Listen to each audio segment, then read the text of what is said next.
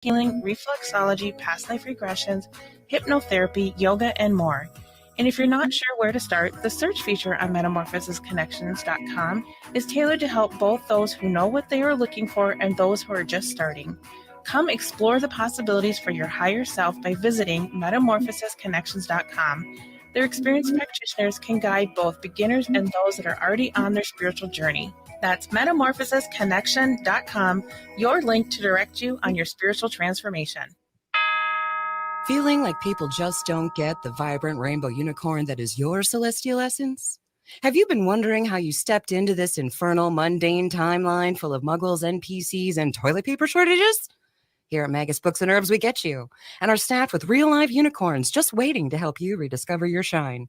So come explore your magical side with books, herbs, incense classes, and more at 1848 Central Avenue Northeast in Minneapolis or online at magusbooks.com. Ghost Stories and Beyond returns to Billy's Bar and Grill in Anoka November 1st at 6:30 p.m. Join Char Savoy and myself, Greg Bakken, as we host our special guest, artist Nicholas Harper, the owner of Rogue Buddha Gallery in Minneapolis. His paintings are haunting and beautiful. Come out and see some of his work and understand his artistic process. It's $10 a ticket to join in, and we'll see you on November 1st at 6:30 p.m. at Billy's in Anoka. Don't forget, burgers will be half price. With your AM 950 weather, I'm Brett Johnson. Look for rain tonight with a low around 38, Friday cloudy with a high near 42, and Saturday cloudy with a high near 34. Satisfy your sweet tooth at Latunji's Palate. They have gourmet desserts including the best peach cobbler in the world, which will satisfy any craving. Latunji's offers vegan and gluten-free options plus sandwiches and coffee drinks. Visit Latunji's Palate for more info or stop by their Minneapolis location at 1400 Park Avenue South. Portions of the following program may be pre-recorded. The views expressed and the opinions given by the individual host, guest, random reptoid, or chupacabra may not necessarily reflect those of AM 950 Radio, its affiliates, or its sponsors. Now, it's time to step into the unknown.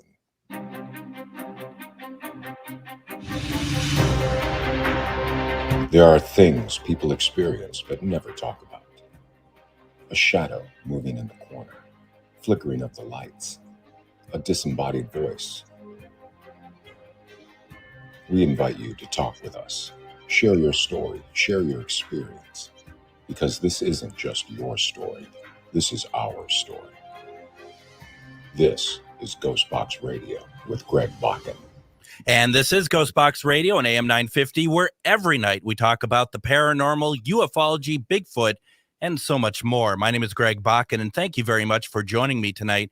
I think the big news that we need to start with tonight is the return of Adam, who, the reports of his death has been very much untrue, and I guess that memorial episode we did was a complete waste of time, but that's okay. It's great to have you back. Thank you. My latest bout with Captain Trips is done with, and thank you for the Andy Kaufman send-off. And you're very welcome. And Hazelton just said, "Don't come back." So, I wasn't supposed to say that. Oh my gosh! Right. No. I know there's a HIPAA thing. I don't know. I'm not a doctor, so really. Then who are you? So you're back. I mean, but you've been better for a while though, right? I mean, it's not like you just like today you're feeling good. And no, I was feeling pretty good last week, but I wanted to get that sense of smell and taste back before I kind of ventured out into the public. Did that linger? For up until like Sunday or Monday, I finally got really that late into it, because it's been about 3 weeks now, hasn't it? Yeah, and I finally got it back, and it's nice to actually be able to smell things again, taste things again. Haven't lost the will to live, pretty much. Yeah. And I gotta say that last time I had COVID back in 2020, anything like orange, pineapple, anything like that tasted gross. This time, none of my tastes have changed yet. Okay. Or at least I haven't tried anything that now is, tastes gross. The last time you and I spoke, or the last time we saw each other, was at the movie theater for Exorcist Believer. Yep. And so we've never talked about it. No. So maybe let's talk about it tomorrow. Okay. A little bit. Yeah, because my daughter just watched the first Exorcist this evening before coming in. That'll be very interesting. One of the great horror films of all time. Oh, I think so. And that's a perfect segue because, well, yes and no, because I'm going to take us back a little before to 1973, but still, it's a fantastic conversation. And, as we are edging towards Halloween, I think it's worthwhile having these conversations. If you may remember last week, we had a conversation with Bill Evenson, um, and we talked about the Universal films, mainly Frankenstein. But I wanted to bring on a friend of mine who is also an accomplished author, and has done a lot of amazing things. And amongst them, he's written 2 volumes of a book called Silver Screen. The first volume is 40 Classic Horror Movies, Volume 1 from 1920 to 1941. Anybody who knows me, I'm not a big fan of films with gore. I'm not a fan of, like chainsaws dismembering people. It's not my thing. So what I really wanted to do was talk about the type of movies that I think are fantastic. That's why we had Bill on. But that's why tonight we're going to have on here Stephen Warren Hill. And I really wanted to have this conversation for a while. So, Stephen, welcome to GhostBox Radio. Thank you, Greg. Hi. Hi, how are you doing tonight? I'm pretty good. Thank you for inviting me. Oh, I'm very happy to be talking about this. And, the thing is, like I said, I kind of see you as a kind of a creature of media. You are somebody who you collect the media. I mean, I do as well, but not on your level. You watch it, you enjoy it, you surround yourself with it. And I have your book, which is pretty much unavailable at the moment. But I love these films from like literally this period of time, 1920 to 1941. Do you have a favorite era of these type of films? Well, broadly speaking, 30s and 40s. Yeah. Yeah. The thing, I mean, did you get going watching and falling in love with these with like Saturday, like television matinees, that sort of thing? I mean, is that kind of where you started with that? Yeah, pretty much that. And in Chicago, we had creature features on Channel 32. And, they were, when I was a little kid, they were showing the classics. So, you would see Dracula or Frankenstein or the Wolfman, rather than the kind of stuff you would get on a Saturday afternoon on an even lesser UHF channel, which would be, a dubbed Japanese movie or something like that. That might have been a really good movie, but even so, it wasn't as highly regarded as a movie like Frankenstein. I find it, you think back and it's funny how I don't know if you ever would have thought, and I certainly never would have thought, that we have so many of these movies, as long as they exist, that they are kind of at our fingertips, especially if you're a collector. But there is something that is still so magical about not having control over it, but having those Saturday features, or even like Svengoolie now, that there is still something where, we just sit back and we let someone else drive our viewing experience. And there's something, I think there's something really magical about that. I think, younger people, they have all of this at their fingertips, more or less, right? Mm-hmm. I want to see the Wolfman. You can probably find it within 5 minutes to watch it. Yeah. Whereas when we were kids, we would get the TV guide listings and we would go through the TV book and circle the things that we wanted to watch. And then you had to be there in front of the TV. Right. Right then at that time to watch it. And, sometimes you had to wait years before you could see something.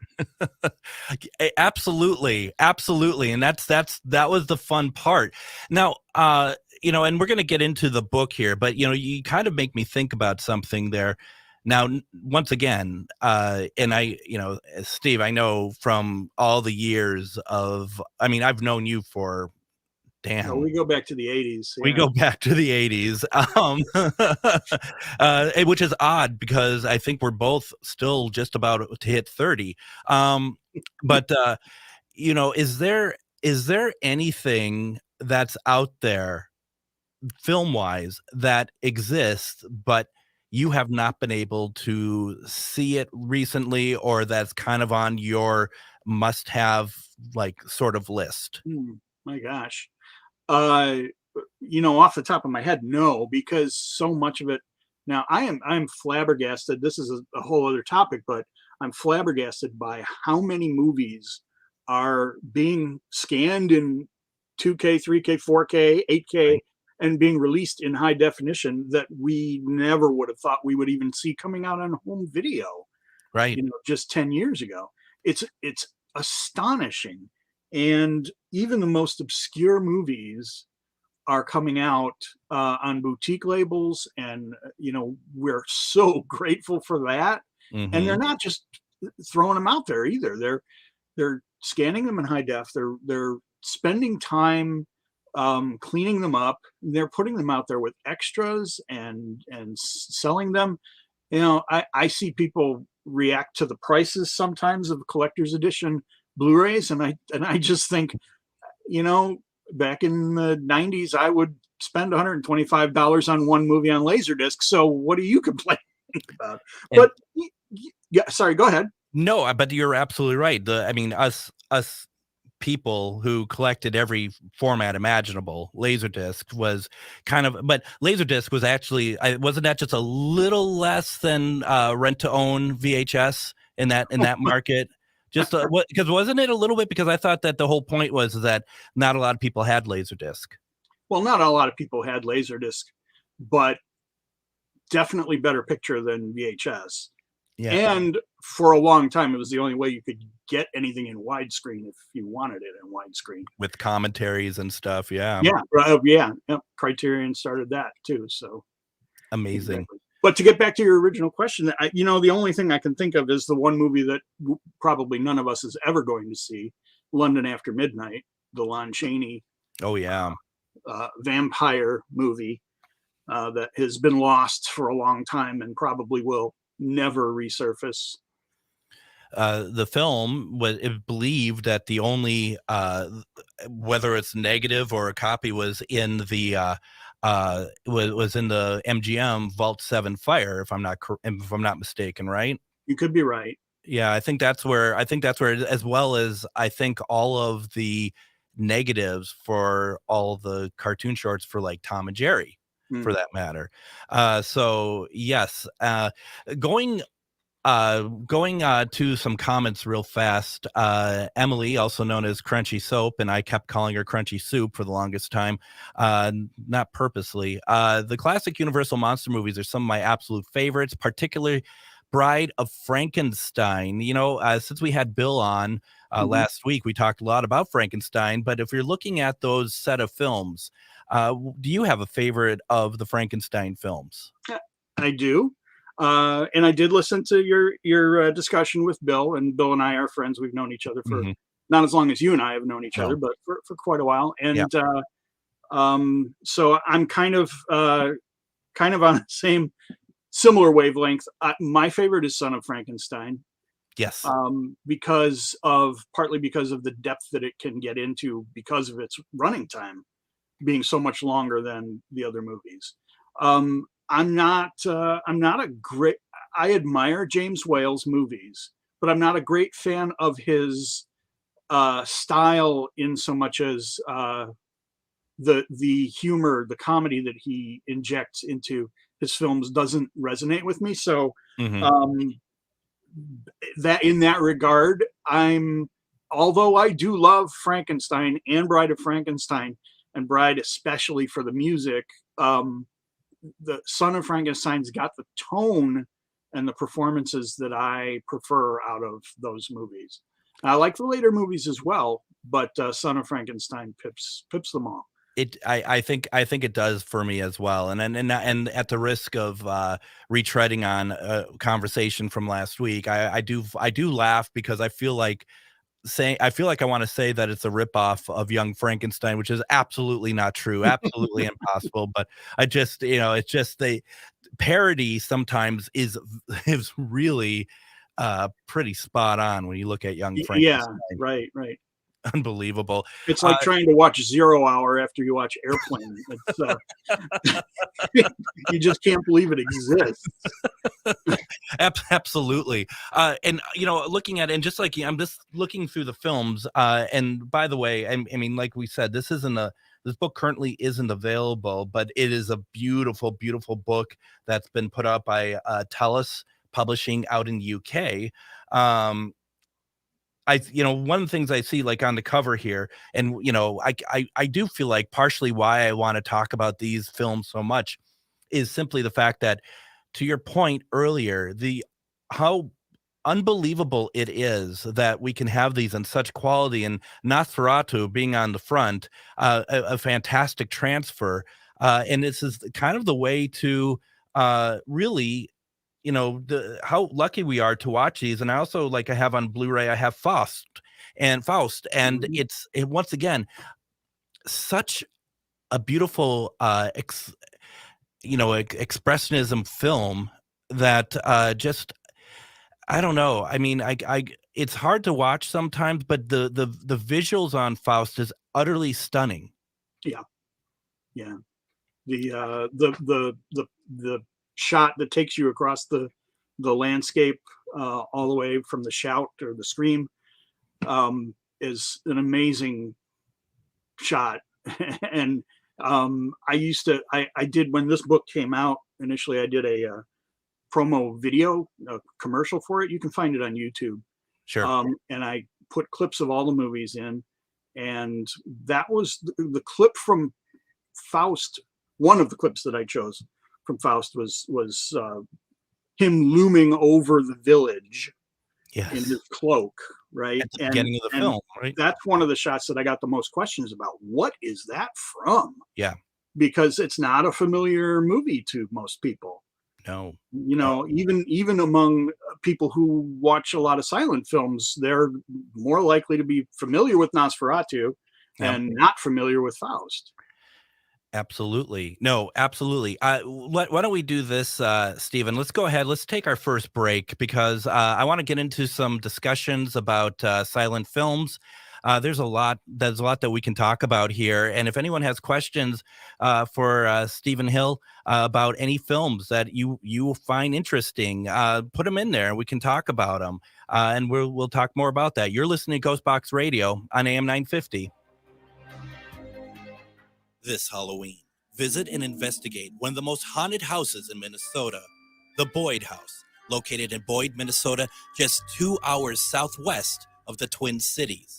Other people who have investigated the house heard audible, disembodied voices, seen shadows and apparitions, and so much more. Book your overnight investigation at BoydHouse217.com. No need for a hotel. You could stay in the house if you dare. Hello, I'm Jody, also known as Witch Jody on social media. I opened Midwest Witchery and Healing in historic Stillwater because, as a nurse, I love to help others. When you come and visit Midwest Witchery and Healing, you will find everything from divination and magical services, classes, to ritual tools, jewelries, handcrafted candles, witchy gear, and much more. My store is a safe environment for all on their own unique path. Look for the purple door. Find out more at MidwestWitcheryHealing.com. Magus Books, your multicultural spiritual supply store. Stop in and expand your horizons with books, classes, readings, and supplies at magusbooks.com or in our shop at 1848 Central Avenue Northeast in Minneapolis. From the best incense to beautiful statues, we have supplies and books for your spiritual explorations. Come in and chat with our knowledgeable staff and get what you need for your next adventure, whether you're fighting ghosts or opening your third eye. Check us out today at magusbooks.com. Ghost Stories and Beyond returns to Billy's Bar and Grill in Anoka November 1st at 6:30 p.m. Join Char Savoy and myself, Greg Bakken, as we host our special guest, artist Nicholas Harper, the owner of Rogue Buddha Gallery in Minneapolis. His paintings are haunting and beautiful. Come out and see some of his work and understand his artistic process. It's $10 a ticket to join in, and we'll see you on November 1st at 6:30 p.m. at Billy's in Anoka. Don't forget, burgers will be half price.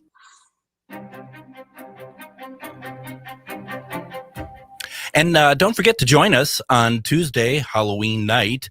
We're doing a very special 3-hour episode of GhostBox Radio, and we're doing it live from Stillwater, Minnesota, where the building that Midwest Witchery and Healing is located, and it's going to be part radio show, part paranormal investigation. We're going to be breaking away. We have people in different parts of the building that we're going to be doing all sorts of different sort of paranormal investigations with. And then we're going to be bringing on some people to just have some nice Halloween conversations. So it's really something to look forward to. We've not done this before, but we are very excited to do so. And we'll have Adam here at the station. He'll be helping out. Are you excited for it? Yep, I'll be captaining this 3-hour tour on the SS Minnow that is AM 950, and hopefully we get rescued at the end of it. Haunted AM 950. You'll be here by yourself, I know. And honestly, I am thinking about bringing my RIM pod and putting it back in the transmitter room where the lights have come on before, and I'm going to bring my recorder and set it on the steps where I've heard something coming up and down the steps, but nobody showed up. No, let's do it. I mean, 'tis the season. We got a couple of comments that I want to get to. First one is actually about Adam. Lynette asked the question, how come we can't see Adam? Is he invisible? And the answer to that is really, it's for your own protection. It really is, Lynette, that we don't showcase Adam. You ever see The Ring? Yeah, that's what happens when you see me after 5 days. Though, you could argue the point that seeing you is better than seeing me. So I mean, we work in radio. There's a reason why we look the way we do. We work in radio. So also, we've only got one camera. And we also got one camera. So so we got that. Now Emily also says, and this is more of a comment, when we're talking about the Frankenstein episode, she's like, shoot, I missed that conversation. My littlest has been going through sleep weirdness. Just as a reminder to everybody, you can find past episodes of this show on ghostboxradio.com. We have a lot of the shows there, so take a listen. Now to our guest, Stephen Warren Hill, who is very well knowledged about all these wonderful films, and for someone like myself who actually is friends with him on Facebook, and I see that you're watching like a movie a night or something like that, and then you're also going through your CD collections. You're like, I'm on the letter N right now, and and then also you also are owner of the largest Doctor Who online community, Gallifrey Base. Yeah. Do you do human things? Do you do stuff like what the rest of us do, or are you just kind of is your fingers like a USB and it's plugged into computers all the time, making sure that nothing goes wrong on these forums and stuff? Well, I have a really good staff for the forum. You do. They take care of it most of the time. You do. And so I don't have to worry about that so much as I used to. As far as I work from home, and I have a TV right here next to me, and I can usually have a movie on while I'm working, and I trade off between listening to music or watching movies. And ever since I started listening to albums, I've been keeping track of what albums I listen to, so I can tell you exactly how many times I've listened to whatever album you want to ask me about. And movies, I've been a little less careful about keeping track of, but I'm trying to keep track of now, and hence me posting about all the movies that I've watched since the last time I posted, and what ratings that I give them. Because sometimes I'm seeing movies for the first time still. Only because they're in the theater for the first time. So what is it about us? I'm going to lump myself into that. We are connoisseurs of media. And I say that almost as if we're kind of separate from a lot of other people in that regard, because others can say, yeah, I watch a lot of stuff, but they don't understand. I mean, look at behind you. I mean, that's probably a very minuscule part. This is just what I've gotten in the last month or two. So. Exactly. No. Yeah. What is it about us that not only do we want to watch it, but we want to keep track of it as well? And that I got that. Yeah, I got that. This I just got today. That bless Warner Archive. Yes, very much. Yeah. And also when Universal, and was this through Kino? I can't remember. They would do like the 4 movies, the 4 horror movies, like from the 30s and 40s. Like I think that's where Black Cat was part of it. Do you know which collection I'm talking about? There's like 8 volumes or something like that. Oh, Shout Factory put Oh, those out. Shout. That's it. Yeah. Yeah. Universal Classic Horror Movies, Volume 1, 2, 3. Whatever. Yeah. No, those are great transfers, great The film. lesser Universals, which are in some ways just as good as the other ones. Yeah. Totally. So yeah, we have all that. Now, Emily has a question. I think it's a really good question. Love your thought on this. She asked, do you think that the talkies took something away from older horror? Well, one of my favorite actors of all time is Lon Chaney. Yeah. Senior, I'm talking about. And he only did one talkie because he died too young, far too young.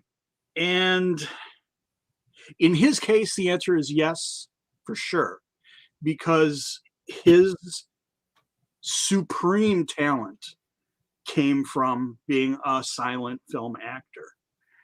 I don't think he's as effective when you can hear him talking in the remake of The Unholy Three.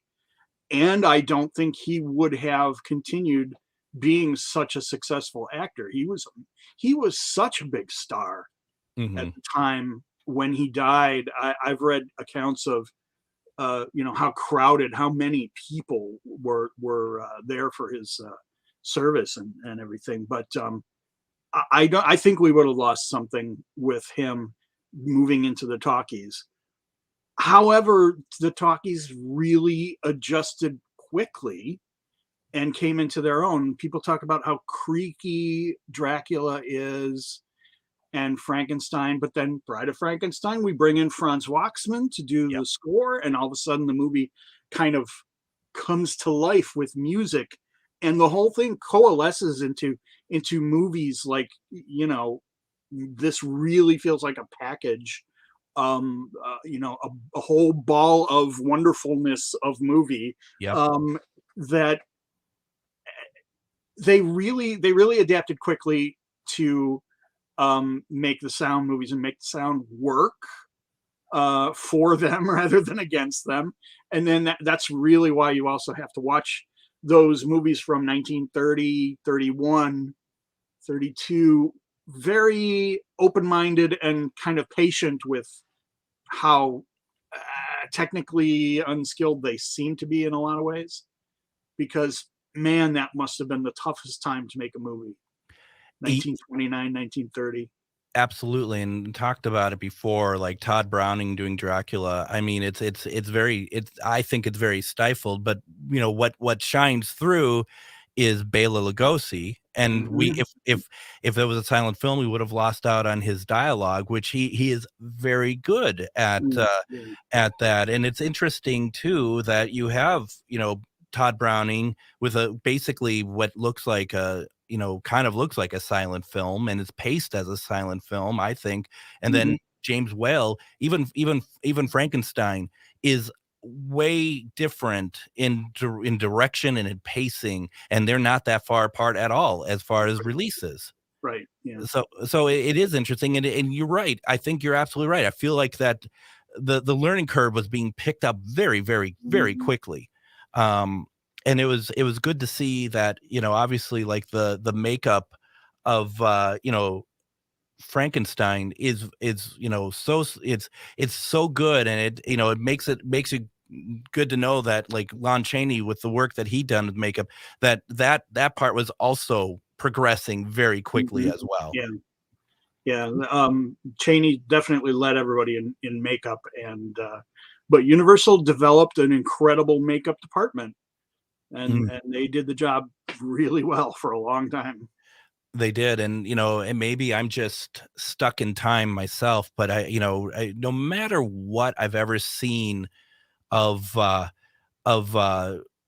Frankenstein post Universal films, never has hit that sort of like wonderment to me as those films, apart from the Munsters, I guess. But everything else, granted, they can't touch that design. They can't, no one else could ever go anywhere near it. But it just, everything that comes through, even like the Hammer stuff, is just like, they're just not, to me, they're just not as good. I have to agree with you. That it's just too iconic. You can't even come close to approaching it, because it's so cemented in people's minds as the look of the Frankenstein creation that you can't get away from it.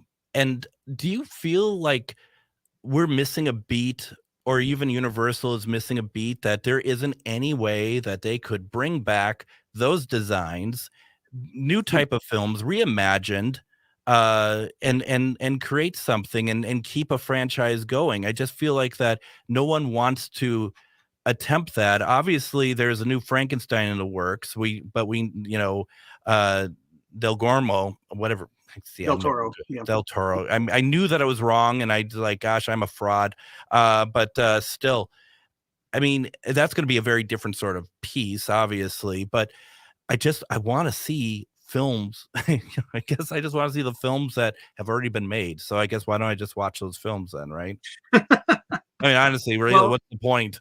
There are a lot of Universal Monster fans who really strongly wish for a revival of those classic creations on the big screen, but I just don't see how it can possibly work these days with the audiences expecting more rapid, fast-paced movie with a lot of action, and the attempts that they've made don't just, sometimes they're all right.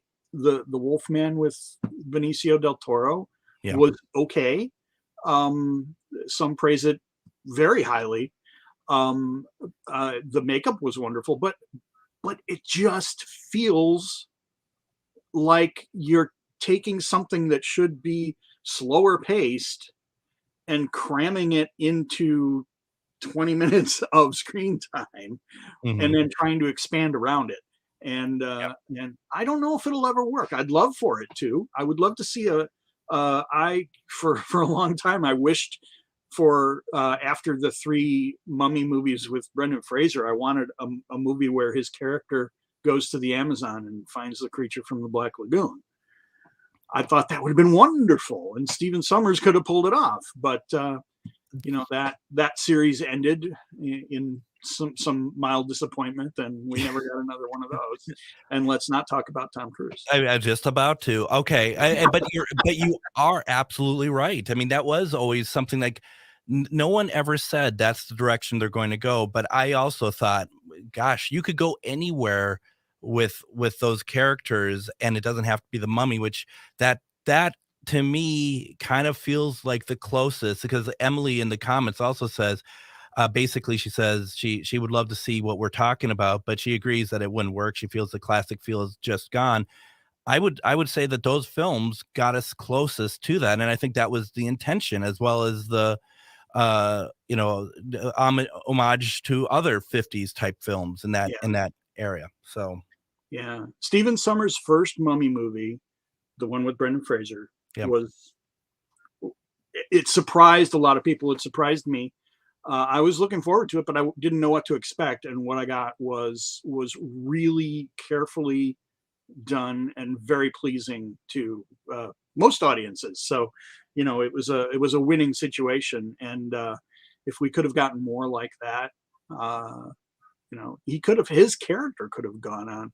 And then they tried to do Van Helsing, and kind of missed the mark. And it made me wish more that they could have stuck with Brendan Fraser's character and the team that they had built up, the ensemble cast from that movie. Now, we saw in August the film Last Voyage of the Demeter. What did you think of that? I have not seen that yet. Oh, look at that. My gosh. We got one. It's sitting over there. I haven't seen it yet.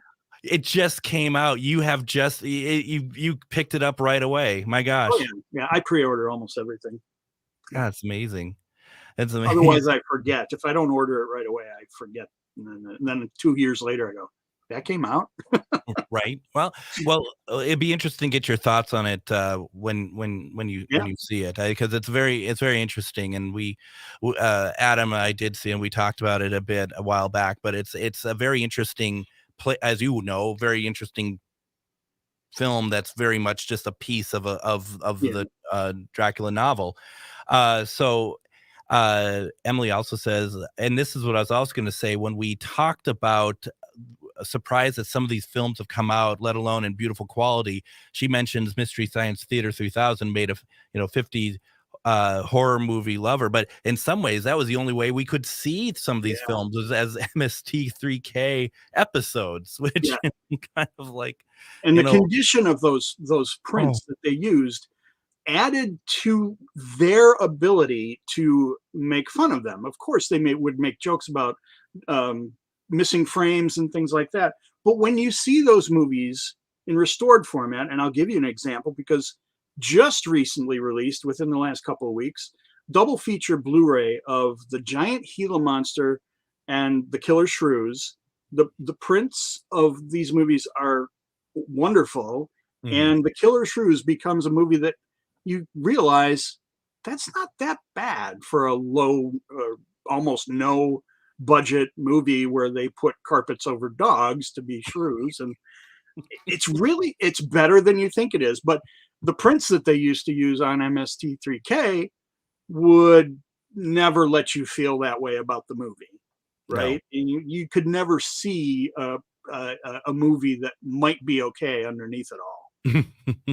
So that's another benefit that we get from these restorations that we're getting. I can't say enough about how wonderful it is to get these new scans of the original camera negatives and see these movies like we never have seen them before. So you're never going to be one of those people who think that in some cases lesser quality for nostalgia's sake even is all right sometimes. And my case in point, and I hate to bring up this series, it's one that I don't know if you heard of, called Doctor Who, and it's sometimes I like to go back to the VHS recordings. I actually bought off of eBay a lot of about 20 off-air tapes from WQEX in Pittsburgh of Doctor Who. And I don't know if you know or not, Steve, that before each episode, there was someone introducing the episode from the station. One of them was the guy who played Handyman Negri, because that was Pittsburgh where Mr. Rogers was in, and they got it wrong every time. They got the names wrong. They got everything. And when one of them, the female presenter, she had to explain the name of the device, the computer from Time Monster, which has a very questionable name, and she just like, look on her face was like, am I really having to say this on the air? That's but then you go into these kind of very low quality things. I guess that's nostalgia. You don't find that for any of the films at all, that you kind of miss some of the kind of the crustiness of some of these films? Well, I guess I feel like I spent enough time with the crusty old prints on the television prints that have been run through a telecine for years and are so beat up that you can barely follow what's going on. I think I've seen them all that way, and to see them the way they were meant to be seen is new. So I can't really say I feel nostalgic for those. I suppose it's kind of it's kind of a unique throwback experience to go back and watch that camera copy of Ambassadors of Death, Doctor Who in color that everybody had a copy of back in the 80s. But I at the same time, if I'm going to watch it, I would prefer to watch it in the best quality possible. Absolutely. Why don't we do this? Let's take our next break. When we come back, we're going to talk more about these films. Also, any questions you have, put them in the chat, and we'll keep this conversation going. You're listening to GhostBox Radio on AM 950. This Halloween, visit and investigate one of the most haunted houses in Minnesota, the Boyd House. located in Boyd, Minnesota, just 2 hours southwest of the Twin Cities. Other people who have investigated the house heard audible, disembodied voices, seen shadows and apparitions, and so much more. Book your overnight investigation at BoydHouse217.com. No need for a hotel. You could stay in the house if you dare. Hello, I'm Jody, also known as Witch Jody on social media. I opened Midwest Witchery and Healing in historic Stillwater because as a nurse, I love to help others. When you come and visit Midwest Witchery and Healing, you will find everything from divination and magical services, classes to ritual tools, jewelries, handcrafted candles, witchy gear, and much more. My store is a safe environment for all on their own unique path. Look for the purple door. Find out more at MidwestWitcheryHealing.com.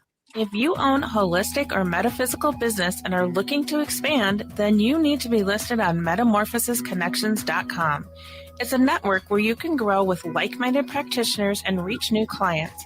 MetamorphosisConnections.com is an online directory you need to list yourself and your business. Our platform makes it easy for you to create listings of your products and services, and you can also choose to list your classes, events, and so much more. MetamorphosisConnections.com helps you create weekly and monthly promotional ads targeted towards your potential clients and promotes them for you via social media and newsletter. There are clients searching for your specialty right now. Let us help them find you. Start your listing today so you can share your own unique gifts and talents by finding the level of membership that best fits your needs. Let us help you reach your clients that are searching for what you do. Visit MetamorphosisConnections.com and sign up today. With your AM 950 weather, I'm Brett Johnson. Look for rain tonight with a low around 38, Friday cloudy with a high near 42, and Saturday cloudy with a high near 34. Find a delicious treat at Latunji's Palette. Try their world-famous peach cobbler or indulge in their gourmet dessert sandwiches and coffee drinks. You can also find Latunji's gourmet desserts at Lunds and Byerly's at the North Market Minneapolis Farmers Market Annex or Bobby and Steve's. Visit Latunji'sPalette.com for more.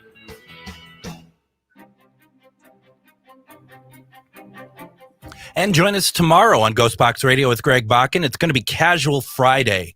As always, we could talk about whatever's on your mind. I also have a lot, and I do mean a lot of responses to my question 2 weeks ago about pets in the afterlife. If a pet has visited you, I want to go through those because the night that I was going to do that, I couldn't actually do the show after all. So I want to go through those because a lot of people gave some very heartwarming responses. And I think that that is that's very cool. So I want to make sure that that gets honored as well. We are having a conversation with Stephen Warren Hill, author of the book you can't get, which is called Silver Screen, 40 Classic Horror Movies, Volume 1, 1920 to 1941. You also did a Volume 2 as well. Mm-hmm. And, I'm not trying to be rude or anything to people, but you are missing out by not having this. This is a very, very nice book, Steve. Thank you. I am hoping to get these books back into print. It was written as one book, but from the publisher tell us they advise we split it to two because the weight of shipping would make it more expensive if we did one volume alone than it would be to do two separate volumes. But I'm working on updating and correcting some errors in the books and getting them out. One of the things that I took time to do in these books was tell the reader what the best home video edition was at the time, and that's very, very outdated now. So, things like that are not necessary anymore. There's new information that's out there. So, update them some point in the future. That's my hope. Okay. Nope. That's fantastic. Now, one of the things that we had talked about with Bill was the which I had heard about, and I think it might have even been in some of the documentaries about Frankenstein. And I find it fascinating. It's one of the things I found really like the cultural difference between, 1931 and 2023 is the idea of that the look of the creature. Frankenstein's creature was so frightening to a lot of people that that the whether it's urban legend or what, that people are fainting in the theater upon seeing it. What were you what are your thoughts on that? Well, I can say that when I was working on my book, I did find a story, and I apologize now for not actually finding this anecdote. It's somewhere buried in my book, and I can't remember which movie or which person. But what I remember what they wrote, because they said that they were in the movie theater watching whatever the movie was. Let's say it was Frankenstein, and at one point, a woman in the audience stood up, let out this scream, and went running out of the theater. And I believe mentioned possibly also seeing other audience members swoon at points. Okay, Sure. and described the effect as electrifying, and how it really kind of chilled the audience to the bone at that kind of reaction. Like, yeah, they were feeling it too. They just didn't actually let out the scream and run out of the theater. And how effective and memorable that was, until they returned to the theater a couple of weeks later and watched the same movie, and the same person got up at the same time in the movie and screamed and ran out of the theater. So did they actually do that, or was it all a gimmick? It's hard to say for sure, but I'm sure that sometimes it was all planned in advance. I remember watching the film Misery in theaters, and that part where the sheriff is looking in screen, and then his torso blows open from the gunshot. A guy next to me, he all of a sudden you hear "holy," and then you know what, and he runs out of the theater. And about 5 minutes later, he just kind of like slinking back to his seat because he feels so stupid. And no, that wasn't me. That was actually truly somebody else. One thing I wanted to mention to you, Steve, is that have you listened to the podcast, The Extras? No, I haven't. You might want to. It's really pretty much about the Warner archive and stuff. And, you know, we're talking about films that just get a lot of love and stuff. And it's not one that I've actually seen, but it's Robot Monster, and all the care that went into that and stuff. And for a film that was shot over 4 days, the way that they took all the restoration and stuff, and it, to your point, that's exactly it. So I won't lie, when I got my Robot Monster Blu-ray, the 3D Blu-ray, I wanted to watch it that night on my 3D TV.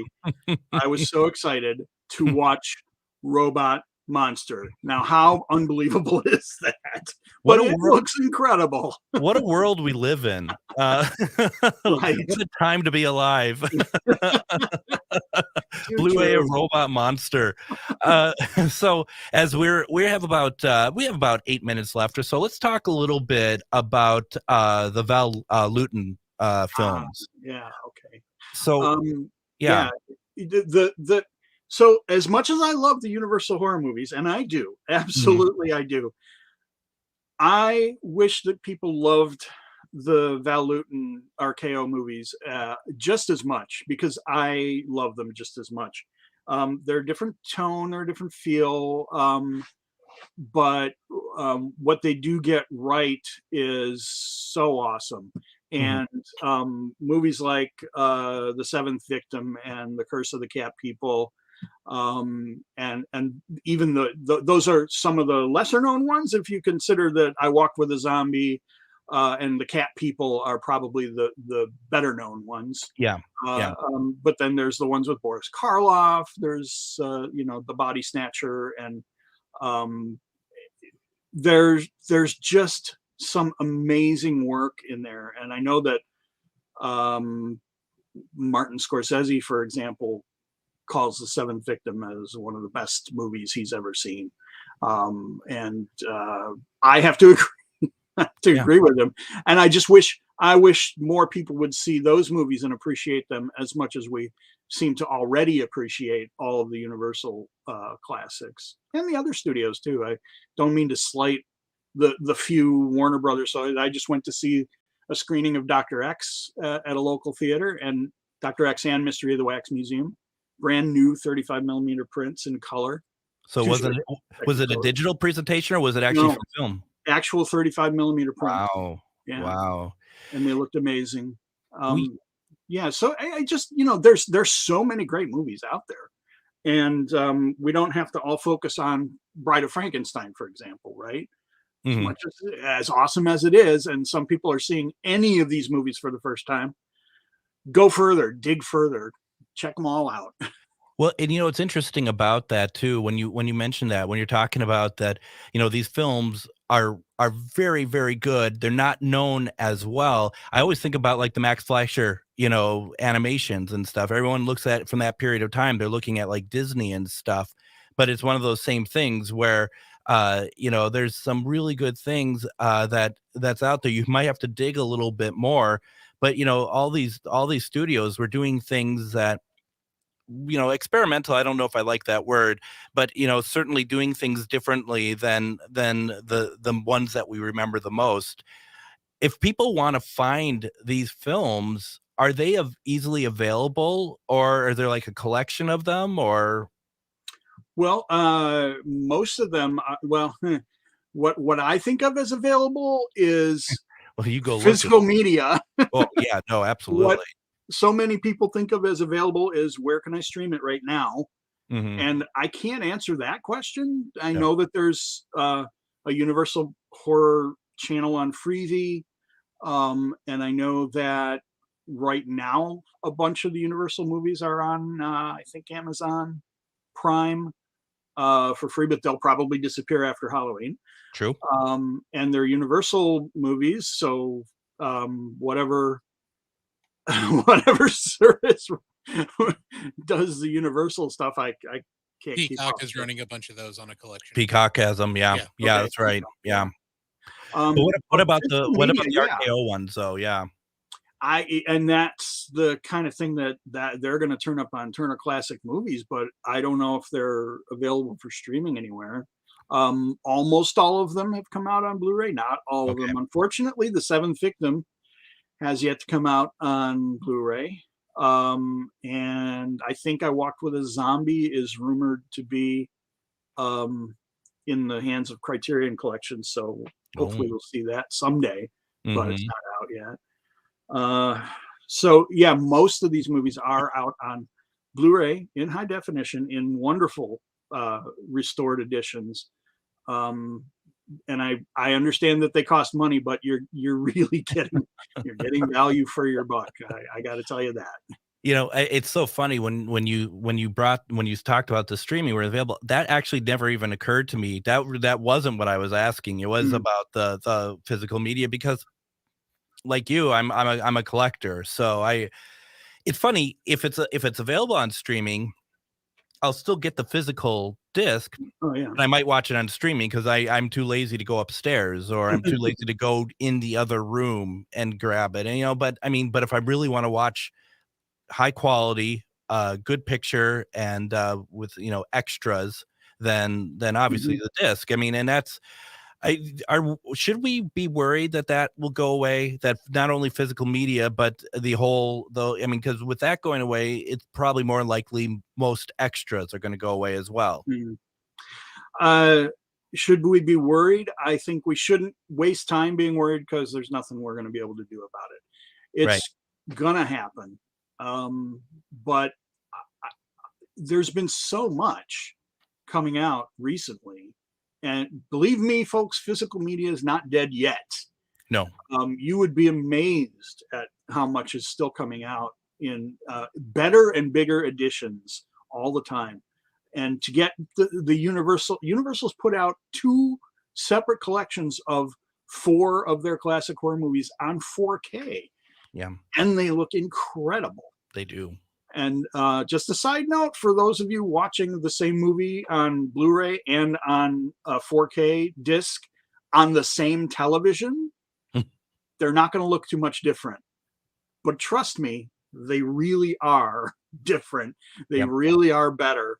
So go for the 4K. It's hard to explain that without getting too technical, but Absolutely. No, absolutely. And for those who don't understand, there's a lot of videos on YouTube that will give you the comparisons as well, and you could really see I can really see some huge difference there for sure.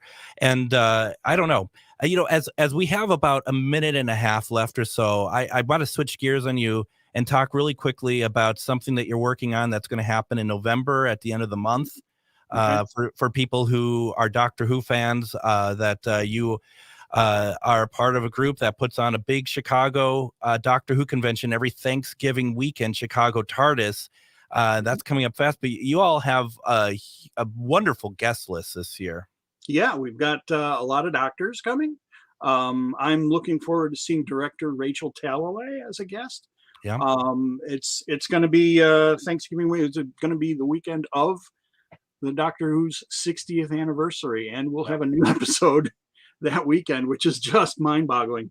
And I'm the program director for Chicago TARDIS, so you'll see me all weekend long up there.